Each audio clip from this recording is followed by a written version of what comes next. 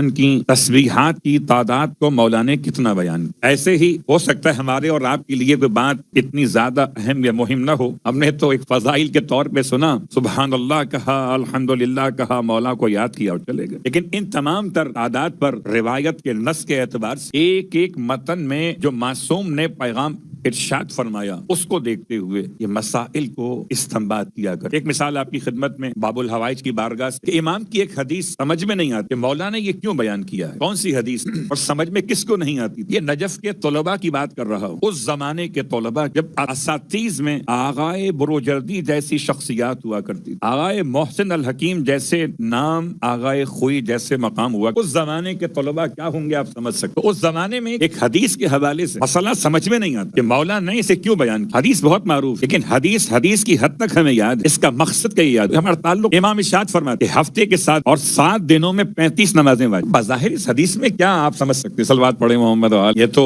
کسی بچے سے پوچھیے آپ، ایک دن میں 5 نمازیں واجب ہیں تو 7 دن میں نمازیں کتنی واجب؟ 35 واجب۔ کیا مولا نہیں بتا ہفتے کے 7 دن ہیں اور 7 دنوں میں 35 نمازیں واجب؟ اس کے 2 انداز، ایک جمعے کے دن اور جمعے کی نماز، اب اگر ظہر کی نماز کے علاوہ ایڈ کر دی جائے تو ظہر بھی واجب رہے اگر، اور جمعہ بھی واجب رہے، فگر آؤٹ ہو بات واضح ہو رہی ہے۔ جمعے کے دن 5 کے بجائے پھر 6 نمازیں واجب ہو، اور ہفتے کے 7 دن کے اعتبار سے یہ نماز 35 کے بجائے 36 ہو۔ لیکن چونکہ جمعے کی نماز کی شرح اور ظہر اور جمعے کے درمیان لفظ اختیار، تخییر، ایک یہ واجب ایک یہ، ان میں سے کسی ایک کو بطور واجب کے اختیار کیا۔ اس کا مطلب ہے کہ جب جمعے کی نماز واجب کی نیت سے آپ پڑھ لیجئے، شرائط کے تحت ظہر کی نماز واجب، واپس فگر مکمل ہو جائے گا۔ اور اب آئے گی اس سے مشکل، آغائے محسن الحکیم کی خدمت، ہوائی سفر کے لحاظ باہر جا رہا تھا کوئی، اور ایسے علاقے سے ایسے علاقے میں آپ مثال لے لیجئے، آپ کے یہاں سے کوئی جائے نماز فجر پڑھنے کے اور سفر اس کا ایسے ملک کی طرف جہاں فجر طلوع بعد میں ہو، یہاں فجر پڑھ کے گیا، جب وہاں پہنچا تو بھی فجر کا وقت داخل۔ سوال یہ آیا کہ اب وہ اس ملک میں پہنچ کے فجر کی نماز پڑھے گا یا نہیں؟ ہو سکتا ہے آج کے دور میں یہ مسئلہ آپ اتنا زیادہ پرابلم نہ کر، کیا مطلب ہے پڑھ لے تو پڑھ لے، وہ نماز ہی تو ہے، اگر ایک دفعہ پہلے پڑھ چکا ہے تو ایک دفعہ، لیکن مسئلہ آسان۔ جب اس مسئلے کا جواب تلاش کیا امام موسی کاظم علیہ السلام کی روایت، اب اگر یہ فجر کی نماز یہاں پڑھنے کے بعد دوسرے اس ملک میں جا جہاں فجر طلوع ہو رہی ہے اگر پڑھ لیتا ہے، اس دن کی نمازیں 6 ہو، اور معصوم کی روایت ہے کہ ہفتے میں 35 نماز، تو ہم اور آپ شاید ان فیگرز کو ایک عام علم کے طور پہ لیتے ہوں، مگر ان تمام تر بیانات معصومین سے ہدایت کے راستے طے۔ اور امام کی شخصیت کے ساتھ ساتھ اب آج آپ کی خدمت امام رضا علیہ السلام کی شخصیت، آپ کے جد امجد یعنی آپ کے جد امام موسی کاظم کے والد امام صادق علیہ السلام نے آپ کو یاد کیا، جبکہ آپ نے اپنے فرزند سے ارشاد فرمایا کہ ان قریب خدا تمہارے گھر میں ایک ایسا شہزادہ عطا فرما کہ جو عالم آل محمد کا عالم، فرماتے کاش میں اس عالم آل محمد کے زمانے کو درک۔ اللہ صرف 16 دن 16 ڈیز کا فرق، اس سال امام کی شہادت ہے شوال کی 25 کی روایت، اسی سال 8ویں ذیقعدہ کی 11 تاریخ، تو کل 16 دن کا فرق، 6 امام کی شہادت میں اور 8ویں امام کی آمد، اور امام فرماتے کاش میں عالم آل محمد کے زمانے کو درک۔ اللہ اکبر، 8ویں امام کی آمد سے پہلے 6 امام آپ کو عالم آل محمد کے نام سے یاد کر رہے۔ کیا خدا نے علم کے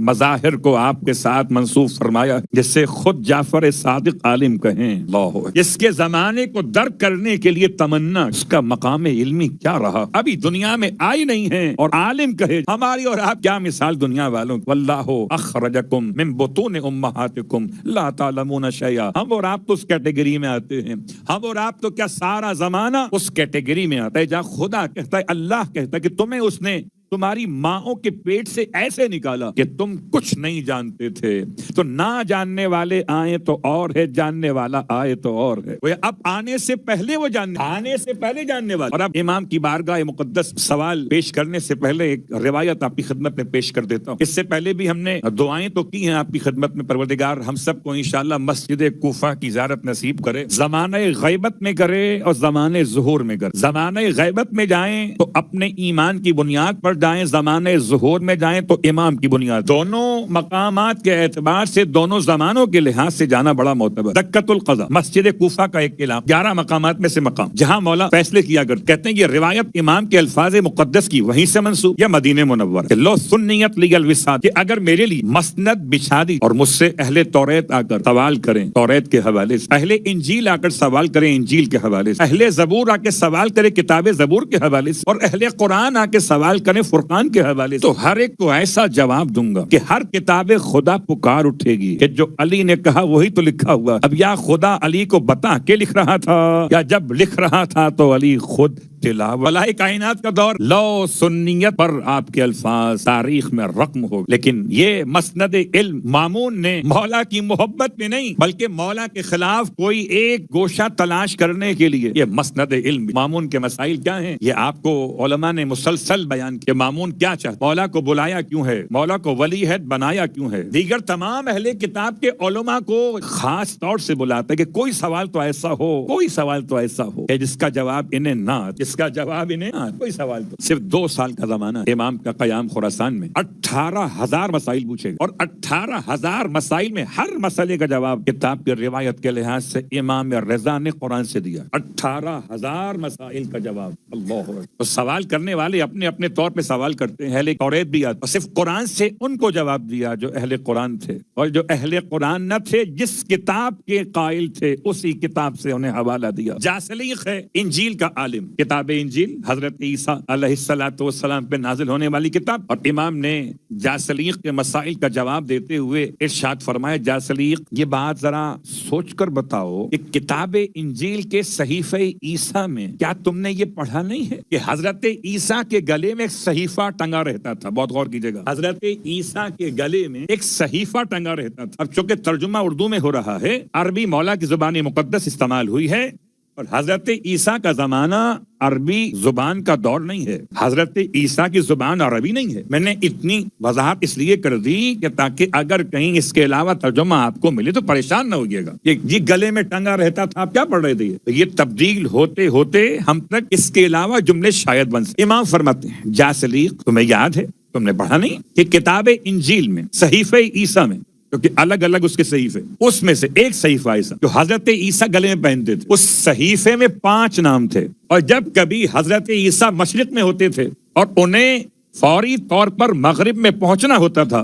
صحیفے کو کھول کر 5 ناموں کی تلاوت کرتے تھے، زمین سمٹ جاتی تھی۔ صلوات اللہ اکبر۔ 5 ناموں کی تلاوت کرتے تھے، اور غالباً آج سے 3 دن پہلے میں نے اشارہ کیا تھا دعائے سماعت کے حوالے سے، خدا کے ناموں کے حوالے سے۔ تو حضرت عیسیٰ تو جاسلیق کہتا ہے، ہاں میں نے یہ پڑھا تو ہے کہ وہ کوئی 5 نام، لیکن وہ 5 نام کون سے تھے؟ آپ کو تو خوب پتا ہے کہ جب کوئی چھپانے پر آئے تو کیسا معصوم سا بن جاتا ہے، پڑھا تو ہے مگر وہ، اللہ اکبر۔ تو امام نے ان 5 ناموں کا حوالہ ارشاد فرمایا، 5 نام تھے پنجتن کے نام۔ جب کبھی حضرت عیسیٰ سفر کرنا چاہتے تھے تو آپ ان 5 ناموں کا واسطہ خدا کو دے کے سوال کرتے تھے، نہ سفر کے لیے حیوان استعمال کرتے تھے، نہ سفر کے لیے پاسپورٹ بنواتے تھے، نہ سفر کے لیے ویزا لیتے تھے، ادھر 5 کا نام لیا، ادھر یہاں سے وہاں پہنچ۔ پتہ نہیں ہمیں کب اس بات پہ اعتماد ہوگا۔ علی خمسۃ نطفی بہا